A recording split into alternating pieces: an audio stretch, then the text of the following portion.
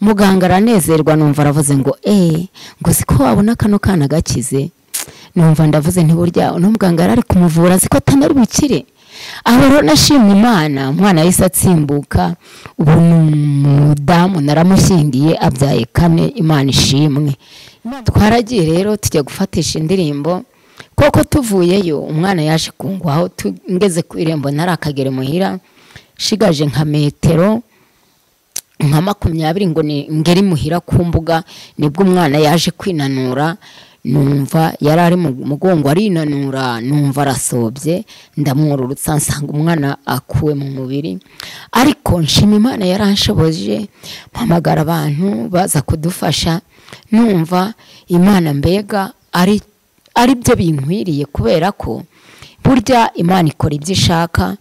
Imana natekereje uburyo uwo nguwo yabaye nk'imuzura, ntekereje uburyo uwimwisubije, numva ntibinjyanye kure cyane. Imana n'umukozi w'umuhanga. Ndabasuje mu izina rya Yesu Kristo. Nitwa Koranumwete Theophile, ndi umukristo.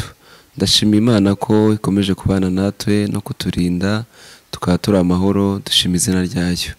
Uyu munsi wa none rero nkuko mubibona dufite umubyeyi imbere yacu, ndagira ngo mwakire atwibwire, namara kutwibwira tubone dukomeze. Turakwakiriye kuri Witsemba kwaya. Amen. Murakoze. Nitwa Nyirangirente Dafroza, nsengera mu itorero rya Gasovu ADPR, abandi umubyeyi ushima Imana, nkaririmba no muri korali Witsemba. Bisigaye Imana iduhana umugisha. Amen. Urakoze cyane. Noneho ndagira ngo dusenge, noneho ukomereze ko udupfunyurira ku gaseke wadupfunyikiye. Turagushimiye Mwami Imana yacu, tugushimiye ko ukomeje kubana natwe no kuturinda, tukaba turi amahoro kubw'imbabazi zawe, kubw'urukundo rwawe. Izina ryawe rishimwe rihabwe icyubahiro. Turakwiyeretse muri aka kanya ngo ubane natwe, utugirire neza, ubushake bwawe bugaragara ahantu ntaba ari twebwe, ahubwo izina ryawe rihabwe icyubahiro. Byose ni uko ushaka, none n'iteka ryose. Amen. Murakoze. Uyu mwanya ni ubuhamya ndimo ntanga, mbabwira uburyo naje kugera mu itorero, ari nabwo nageze muri korali. Rero ngewe mvuka nasanze mfite ababyeyi 2, ariko bari abakristo bo mu itorero rya ADPR, ariko baraguye.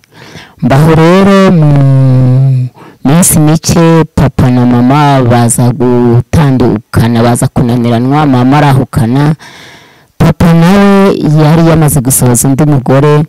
Ubwo nigaga mu mwaka wa 2 w'amashuri abanza, hari musaza wanjye nkurikirana, mukuru wanjye nkurikira ubwa 2, abariho dusigarana imuhira twirera nk'imfubyi mbega. Rero twabaye aho, biratinda, nza kwiga ngera mu wa 6 nyine w'amashuri abanza, ndarangiza. Mukuru wanjye aza gushaka umugabo, igihe kigeze nanjye nza gusabwa. Maze gusabwa rero mu gihe cyacu, uburyo narabatijwe mu itorero rya Gatolike.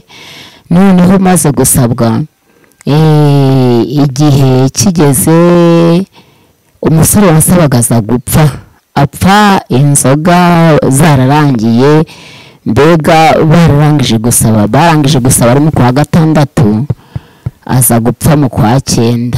Amaze gupfa rero urumva nari mu Gatolike.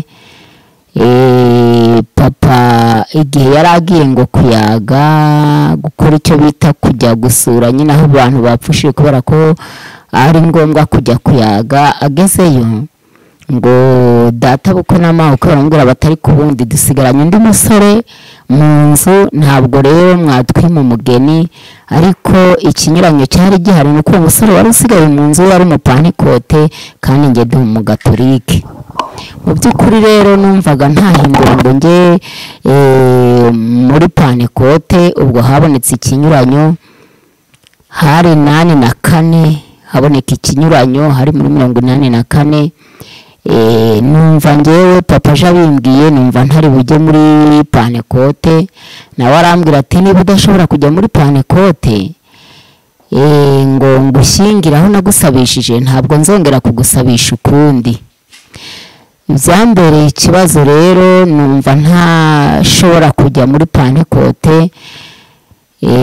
Mbaho urumva namaze kubabwira ko hari muri 1984 1984 biratinda bigera igihe papa yanga kwivuguruza, ariko nanjye nkaba numva ntasuzugura papa, nza gutegereza nti ahari wenda ari bwisubireho.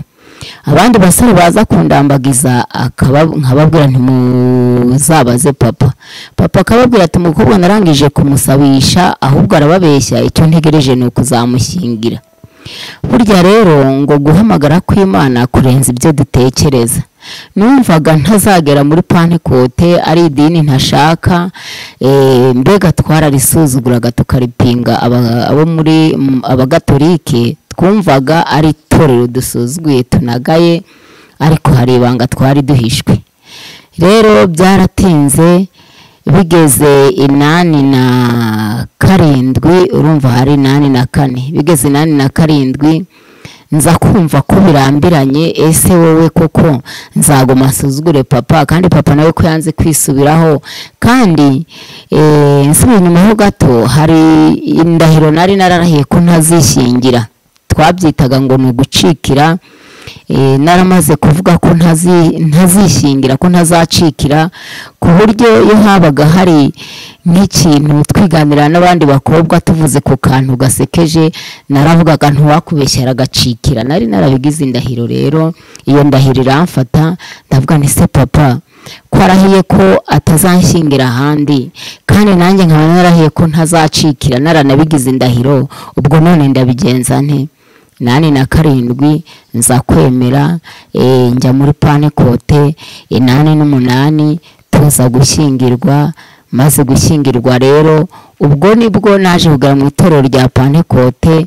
Ntabwo narijemo nihannye, ahubwo narijemo kubwo kubaha papa, kugira ngo nere kugaragara nk'umusuzuguye. Kandi ibyo gusuzugura ababyeyi nabyo numvaga ari ibintu binteye ubwoba. Maze kugera muri Pantekote rero, nabatijwe 87 mu kwezi kwa gatatu. 88 turashyingirwa n'ubundi mu kwezi kwa gatatu. Tumaze gushyingirwa rero, ariko nyuma ho gato, nsubiye nyuma ho gato, nkimara kubatizwa icyo gihe 87 nabatijwe ntakijijwe. Nyuma yaho gatoya haza kuza umupasiteri witwaga Ndeze Yosuwa, yari aturutse kurya mu itorero ry'Igakeri, arigisha bigeze ubwo arimbira iyo ndirimbo ivuga ngo icyubahiro ni icyawe Yesu, ngo niko ndirimbira Imana. Noneho agera kuri kiriya gice kivuga ngo tubabajwe n'ababyeyi bacu bagikorera Satani. Bakimara kugera kuri icyo gice, numvise umubiri wanjye usa n'uhinze umushyitsi, ndibaza ariko nanjye ndacyakora Satani, kubera ko nari nabatijwe ntakijijwe, nta kintu na kimwe nari nihannye. Ndavuga nti nanjye nyamara ndacyakora Satani. Numva umubiri wanjye ugize ubwoba, nta nubwo nari nzi gusenga. Bahagurutse gusenga, bahagurukije abihana, nanjye ndahaguruka. Ubwo nibwo nasenze, nanjye menya gusenga ntyo nari ntazi gusenga, ahubwo nagiye kwibona narangije gusenga, nsanga abandi barangije gusenga kare banicaye, nasigaye nsenga njyenyine. Ubwo nibwo agakiza katangiye kuza muri nge, numva menye gusenga, numva ntangiye kwihana icyaha cyose, nkumva nakirinda uko nshobojwe. Bityo rero kiriya gihe cyo muri 88 maze gushyingirwa, nashyingiwe 88 mu kwa gatatu. Bigeze mu kwezi kwa 9 nibwo ninjiye muri korari. Nza kuza muri korari ya Witsemba.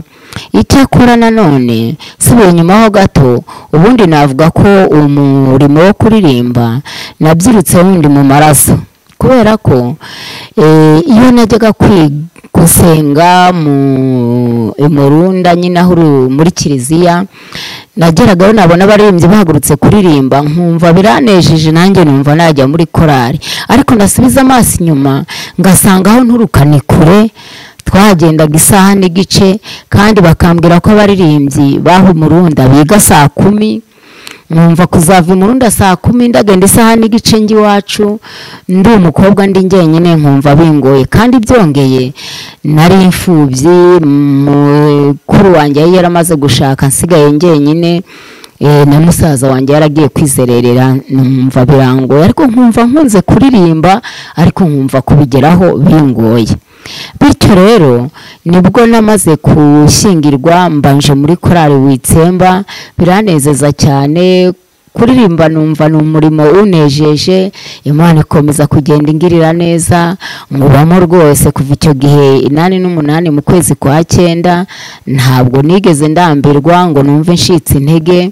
Iyo nkuye n'ibibazo njya nsenga Imana nkavuga ntari ko Mana umfashe nkomere mu murimo wawe, ntazawuta nkawureka kuwukora. Numva icyifuzo mfite ari uko nazakorera Imana mu buryo bwo kuririmba, n'indi mirimo nshojwe nkazayikora kugeza igihe nzakurirwa muri uyu mubiri.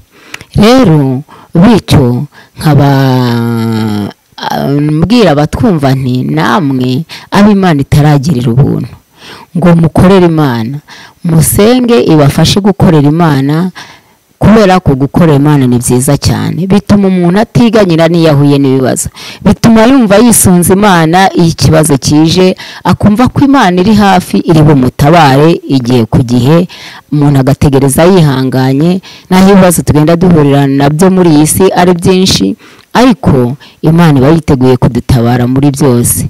Bityo rero Imana ishimwe kandi himbazwe kubera ko ikomeje kundindira mu murimo wayo, na bagenzi banjye turirimbana, naho korari yagiye igenda ihura ni ntambara, ariko Imana ikidushoboza ikadufasha muri zo. Twagiye dukora ingendo tukabona ukuboko kw'Imana, ni byinshi Imana yadukoreye tutabasha kurondora. Rero muri uru rugendo hajya habonekamo ibibazo, ariko Imana ikatuba hafi. Ndibuka umwana wanjye wa kabiri yigeze arwara araremba, amaze kuremba mujyana ku ivuriro, aza gusa n'ukuwe mu mubiri. Mbega namujyanye ku ivuriro, ariko cyumweru ntibamuha kujya mu bitaro, nza gutaha bihenze nijoro, umwana asa n'ukuwe mu mubiri, twumva ko apfuye. Icyakora ntuma ku mukozi w'Imana, araza aramusengera mw'iryo joro, yaramusengeraga tukabona umwuka ntugarutse, ariko yamukoraho akavuga atarashyushye. Aho nahaboneye ukuboko kw'Imana cyane. Yamusengeye ku nshuro ya 3, tubona umwana ajyanye ukuboko ahantu yararwaye ivunje, yarinyeretse kare sinarihandura. Umukozi w'Imana aravuga ati ariko rero uno mwana biragaragara ko agaruye ubuzima. Bwakeye mu gitondo, hari nijoro ku cyumweru, bwakeye mu gitondo ku wa mbere njya ku bitaro i Murunda, musubije wenyine. Nkigerayo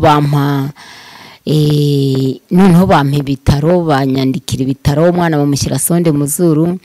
Aho nahaboneye ukuboko kw'Imana bikomeye cyane, ku buryo na n'ubu iyo ndwaje umwana mba numva byose ari Imana mbyeretse, nkamuvuza, ariko nkaba nzi ngo Imana niyo irakora umurimo. Rero icyo gihe kuwa mbere namujyanye ku ivuriro, ngezeyo baza kumpa ibitaro, umwana bamushyira sonde mu zuru, bakamugaburira imiti gaca muri sonde. Yararwaye cyane bikomeye ku buryo yarukaga, akarukama nk'umuntu wari yamacunga kandi atariye, yakwituma akituma ibintu by'umukara. Indwara yabaye nk'iyobeye abaganga, ariko buriya Imana yari izi impamvu. Rero igihe kuwa wa mbere byahenze nijoro, bashaka umutsi ngo bamutere mw'amaraso bari bamvomye. rero bamvomye amaraso icyo gihe kuwa mbere ku manywa, ariko nijoro gihe kigeze baje kuyateramo babura umutsi barawubura burundu. Ubwo abaganga babiri bicara ku igitanda cyanjye, numva baravuze ngo se Mana ngo watweretse umutsi w'uyu mwana. Imana rero yumva vuba, yumva gusenga kwabo. Dogiteri wari uhari w'umuzungu ngo yaragiye Kigali amaze iminsi 3, mu mwanya muto yabicaye ku gitanda cyanjye babuze ubuhava, nibwo imodoka ya dogiteri yahise twumvira somye raje. Baravuga ngo madangwe Imana ishimwe, ngo dogiteri we ntabwo ajya buri uko abigenza, ngo bwaje ngo ni byiza. Noneho bahise bamureba rero, dogiteri araza nawe ashaka umutsi arawubura, arangije amaraso ayaterera mu mucondo, uruhande rw'umucondo. Igihe hashize iminota 20 abona harabyimbye, arongera acomoramo aterera mu wundi ruhande. Hashize iminota 20 abona ntihabyimbye, arigendera. Icyo gihe nabonye ukuboko kw'Imana cyane. Bahise baduha umuti uri mu icupa, batubwira ko mu minota 30 turajya dushyirira umwana umuti muri sonde. Ndabwira nti se ko ntafite isaha, bazana isaha barambika ku meza ku kabati. Buri minota 30 hari nijoro tugashyiramo, buri minota 30 tugashyiramo, buri minota 30 tugashyiramo. Baba batweretse igipimo cyaho turajya tugeza. Aho nahaboneye ukuboko kw'Imana byahenze saa 10 z'ijoro. Tuza gusinzira twembi, twari batatu uko twari tumurwaje, tuje gusinzira twembi. Dukanguka saa 11, saa 10 n'igice, ni kuvuga ngo ntawo twari twashyizemo. Ariko Imana burya mbega irakomeye, izi gutekereresha abantu neza. Twongera gushyiramo rimwe tugeza aho batweretse.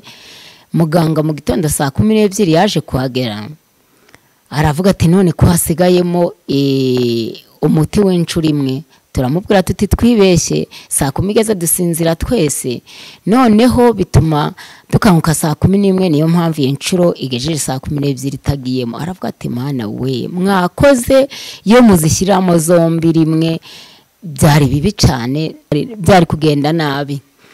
Urumva aho Imana yakoze umurimo iradutangira, ntitwabasha gushyiramo ko izo nkagwe uko ari ebyiri, kuko iryo cupa ryari rigiye ricamwe inkagwe riturangira aho turageza.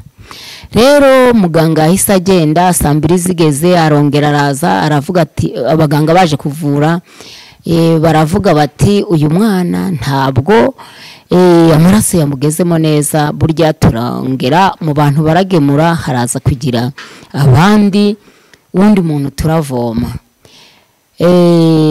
Hari bibaye kuwa kabiri. Nk'ejo kuwa mbere bari bavomye ngena, bari bapimye ngenamo rumuna w'umutware wanjye.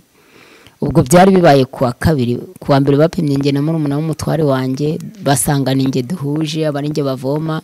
Aho kuwa kabiri bapima nanone mushiki w'umutware wanjye, bapima n'umutware wanjye, babafata amaraso bombi, barongera basanga umwana huje nase.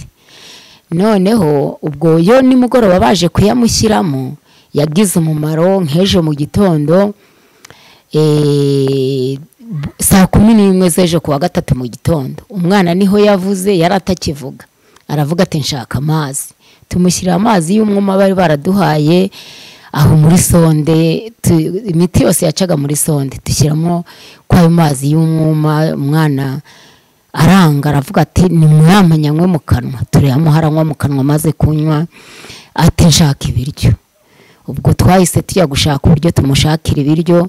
Muganga none saa 12 kubera ko umwana yari arwaye bikabije, yari indembe, ndi no mu cyumba cyanjye nyine. Muganga saa 12 yabaga hageze. Muganga saa 12 yongeye kuhagera, tumusobanurira uko bigenze ko muramukanzizi wanjye yagiye mu gikoni gushaka ibyo kurya, ko umwana yanyweye n'amazi ayanywesheje umunwa kandi ko yavuze. Muganga aranezerwa, numva aravuze ngo ngo siko wabona kano kana gakize. Numva ndavuze nti burya uno muganga ari kumuvura siko atanari bukire. Aho rero nashimye Imana, umwana yahise atsimbuka. Ubu umudamu naramushyingiye, abyaye 4. Imana ishimwe. Imana yagiye inkorera byinshi. Icyakora hari umwana umukurikiye rero wa gatatu, we uwo umwana wa kabiri byari bibayeho. Umwana wa gatatu urumva aho nabonye ukuboko kw'Imana gukomeye cyane, kuko yamutsimbuye. Narinzi ko atagikiza mu gihe n'abaganga bari n'umuganga nawe yari arimo avuga ati ntabwo ari bukire, kuko yabigaragaje ubwo yavuze ati ko wabona kano kana kari bukire. Umwana wa gatatu rero ubu yaje kurwara, umujyana kwa muganga, mugejeje kwa muganga. Nk'ejo twari turajya gufatisha indirimbo, umurimo wo gufatisha indirimbo twawutangiye kera mu buryo bworoshye buciriritse. Nk'ejo hari aho twari turajya gufatisha indirimbo, turaza umwana muha imiti ntiyakora ku ndwara, ariko bihenze mu gitondo mu museke ndavuga n'umwana kuva bike yakiri muzima. Rero Mana ndi kubona asa n'utari bukire, umfashe aze gukurwa mu mubiri mvuye gufatisha indirimbo, kuko ndi kubona asa n'utari bukire. Twaragiye rero tujya gufatisha indirimbo, koko tuvuyeyo umwana yaje kungwaho. Ngeze ku irembo narakagere muhira, shigaje nka metero nka 20 ngo ngeri muhira ku mbuga, nibwo umwana yaje kwinanura. Numva yari ari mu mugongo arinanura, numva arasobye, ndamwururutsa nsanga umwana akuwe mu mubiri. Ariko nshima Imana yaranshoboje, mpamagara abantu baza kudufasha. Numva Imana mbega ari byo binkwiriye, kubera ko burya Imana ikora ibyo ishaka. Imana natekereje uburyo uwo nguwo yabaye nk'imuzura, ntekereje uburyo uwimwisubije, numva ntibinjyanye kure cyane. Imana n'umukozi w'umuhanga. Nyuma yaho muri uru rugendegende idufasha ikatugirira neza. Nyuma yaho nabwo undi mukobwa wanjye ukurikirwa n'umwana w'umuherezi yaje gukora impanuka. We akoze impanuka kabiri, yaje gukora impanuka abuka ku mukingo w'umuturanyi, aza kurwa mu ruhavu. Amaze kugwa mu ruhavu akomereka mu mutwe, ava amaraso menshi. Baza kumpamagara aho nari nagiye guca icyarire cyo gusasira inka. Ndaza umwana mujyana ku ivuriro, tumujyana atavuga. Icyakora ndibuka narahageze avuga amagambo nk'ayanyuma nk'umuntu upfuye. Noneho nanjye nsenga isengesho ruvuga ngo mva Mana urakoze, uno mwana niwe wamumpaye, none uramwisubije, izina ryawe rihimbazwe. Rero nyuma yaho twumva nawe asabye amazi. Ndavuga ni kuva yavuye amaraso menshi, ntabwo twamuha amazi, ahubwo twiruke tumujyane ku ivuriro. Twarirutse tumujyana ku ivuriro riri kuri Murunda, n'urugendo rw'isaha. Tugeze mu nzira nza kugura agafanta, mbona aranyweye ntarengeje, mbega anywa gake cyane. Mbwira wari uyiduhaye nti mbabarire nyijyane, wenda ndaguma musomesheho. Aho naho nabonye ukuboko kw'Imana, kubera ko twageze mu Runda, umwana baramukurikirana baramwomora. Bamaze kumwomora bucya nk'ejo yatsimbutse neza, ndetse baranansezerera. Bityo rero Imana ni umukozi w'umuhanga, ibyo ishatse nibyo dukorera. Twe nta bubasha tuba dufite, icyo dusabwa ni ukuyizera, kandi ibyo dukoreye tukanyurwa nabyo, kuko nibyo biba bidukwiriye. N'umuririmbyi yaravuze ngo mu bibaho byose tujye dushima Imana. Niyo mpamvu iyi Mana nzayikorera, kuko ibyo igenda inkorera ni byinshi, ibyo igenda intabaramo ni byinshi, ntabwo nabirondora. Imana ni umukozi w'umuhanga. Dusoza reka dusenga Imana. Imana igikomeje za kubafasha nk'uko natwe dufasha, ijye ibagirira neza nk'uko natwe tugirira neza, kandi abumvise ibi ijye ibaha gutinyuka nk'uko natwe dutinyura mu ngorane no mu makuba, tukumva tuyiringiye, kuko icyo dusabwa ni ukwizera Imana no kuyiringira. Amen. Mana turagushimye, tugushimiye ko uri umukozi w'umuhanga, tugushimiye kugira neza, tugushimiye ko uri Imana ikingura ntihagire ukinga, kandi wakinga ntihagire ukingura. Uri Imana ikomeye muri byose, uri Imana itubeshaho, uri Imana iturinda. Turagushimye cyane. Turinginze rero ujye ukomeza kutuba hafi muri uru rugendo twatangiye, dore ko turi mu isi nk'abashyitsi n'abimukira, ntituzi igihe tuzayikurirwamo. Bityo rero ujye ukomeza kutuba hafi, kugira ngo Mwami Imana nidukuwe mu isi tuzatabaruka amahoro, tuzaze guhabwa ubugingo buhoraho. Ibyo tubisabye twizeye mu izina rya Yesu. Amen.